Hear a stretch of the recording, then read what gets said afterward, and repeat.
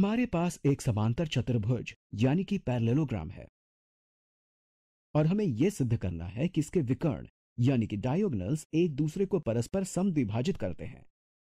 तो सबसे पहले तो हम ये सोच सकते हैं कि ये सिर्फ विकर्ण नहीं है, ये रेखाएं हैं जो समांतर रेखाओं को प्रतिच्छेद कर रही हैं।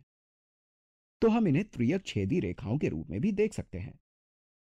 अगर हम DB पर ध्यान दें तो हम देखेंगे कि ये DC और AB को प्रतिच्छेद कर रही है और हमें पता है कि ये दोनों रेखाएं समांतर हैं और ये एक समांतर चतुर्भुज है और इसके एकांतर अंतःकोण सर्वांग सम होंगे। ये कोण इस कोण के बराबर होगा। चलिए हम इस बीच वाले बिंदु को बिंदु E कहेंगे। हमें पता है कि कोण ABE कोण CDE के सर्वांग सम है क्योंकि ये समांतर रेखाओं को प्रतिच्छेद करने वाली त्रियक छेदी रेखा के एकांतर अंतःकोण है। अगर हम विकर्ण AC को देखें, हमें इसे त्रियक रेखा AC कहना चाहिए। ये यहां और यहां प्रतिच्छेद करती है। ये दोनों समांतर रेखाएं हैं, इसलिए इनके द्वारा बनाए गए एकांतर अंतःकोण सर्वांग सम होंगे। इसलिए कोण DEC कोण BAE के सर्वांग सम होगा। अब यह काफी दिलचस्प है। अगर हम ये ऊपर वाला और नीचे वाला त्रिभुज देखें तो हमारे पास संगत कोणों का एक समुच्चय है जो कि सर्वांग सम है और बीच में हमारे पास एक भुजा भी है जो कि सर्वांग सम है। हम पहले यह सिद्ध कर चुके हैं कि समांतर चतुर्भुज की विपरीत भुजाएं सिर्फ समांतर ही नहीं है, सर्वांग सम भी होती हैं। तो हम ये कह सकते हैं कि ये भुजा इस भुजा के बराबर होगी। तो हमारे पास संगत कोण के दो समुच्चय हैं जो कि सर्वांग सम है और इनके बीच में एक भुजा है, वो भी सर्वांग सम है। और हमारे पास संगत कोणों का एक और समुच्चय है जो कि सर्वांग सम है। अब हमें पता है कि कोण भुजा कोण सर्वांग समता नियम के अनुसार यह त्रिभुज इस त्रिभुज के सर्वांग सम है। तो हमें पता है कि त्रिभुज ABE त्रिभुज CDE के सर्वांग सम है और ये हम कोण भुजा कोण सर्वांग समता नियम के अनुसार कह रहे हैं। अब इससे हमें क्या फायदा होगा? हमें पता है कि अगर दो त्रिभुज सर्वांग सम है तो उन दोनों त्रिभुजों की संगत भुजाएं भी सर्वांग सम होगी। हम जानते हैं कि भुजा EC भुजा EA की संगत भुजा है और हम ये भी कह सकते हैं कि भुजा AE भुजा CE की संगत भुजा है। ये सर्वांग सम त्रिभुज की संगत भुजाएं हैं, इसलिए इन भुजाओं की लंबाई भी बराबर होनी चाहिए। तो AE बराबर होना चाहिए CE के। मैं यहां 2 स्लैश बना देता हूं। हमें पता है कि BE बराबर होना चाहिए DE के क्योंकि ये सर्वांग सम त्रिभुज की संगत भुजाएं हैं, इसलिए इन भुजाओं की लंबाई भी बराबर होनी चाहिए।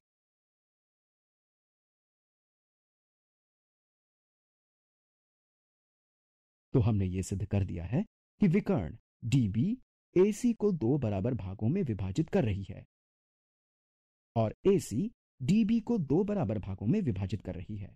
इसका मतलब यह है कि ये दोनों विकर्ण एक दूसरे को परस्पर समद्विभाजित करते हैं। चलिए अब यह सिद्ध करते हैं कि अगर किसी चतुर्भुज के दोनों विकर्ण एक दूसरे को समद्विभाजित कर रहे हैं तो वो एक समांतर चतुर्भुज है। यहां हम ये मानते हैं कि ये दोनों विकर्ण एक दूसरे को समद्विभाजित कर रहे हैं, तो हम ये मान रहे हैं कि ये इसके बराबर है और ये इसके बराबर है। और इन सारी बातों को ध्यान में रखते हुए हमें यह सिद्ध करना है कि ये एक समांतर चतुर्भुज है और यह सिद्ध करने के लिए हमें यह याद रखना होगा कि ये कोण इस कोण के बराबर होगा क्योंकि ये दोनों शीर्ष कोण हैं। चलिए मैं इसे यहां लिखता हूं। कोण CED बराबर या सर्वांग सम होगा कोण BEA के। इससे यह पता चलता है कि ये दोनों त्रिभुज सर्वांग सम है क्योंकि इन दोनों त्रिभुजों की संगत भुजाएं और उनके बीच का कोण बराबर है। तो हमें पता है कि त्रिभुज AEB त्रिभुज DEC के सर्वांग सम है और ये हम भुजा कोण भुजा सर्वांग समता नियम के अनुसार कह रहे हैं।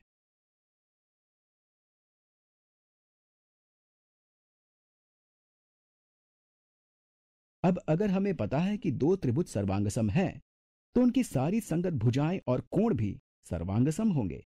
उदाहरण के लिए हमें पता है कि कोण CDE कोण BAE के सर्वांगसम है, क्योंकि ये सर्वांगसम त्रिभुज के संगत कोण हैं।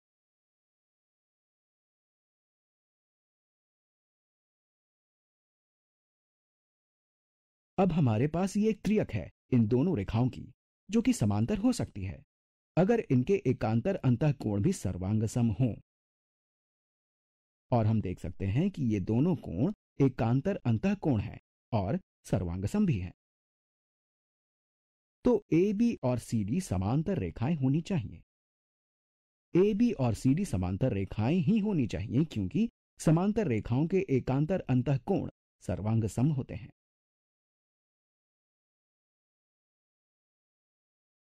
हमने ये सिद्ध कर दिया कि ये दोनों भुजाएं समांतर हैं, और इसी तरीके से हम ये सिद्ध कर सकते हैं कि ये दोनों भुजाएं भी समांतर हैं। मैं इसे दोबारा नहीं लिखूंगा। हमें पता है कि ये कोण इस कोण के सर्वांगसम है, और हमें पता है कि कोण AEC कोण DEB के सर्वांगसम है, क्योंकि ये दोनों शीर्ष कोण हैं।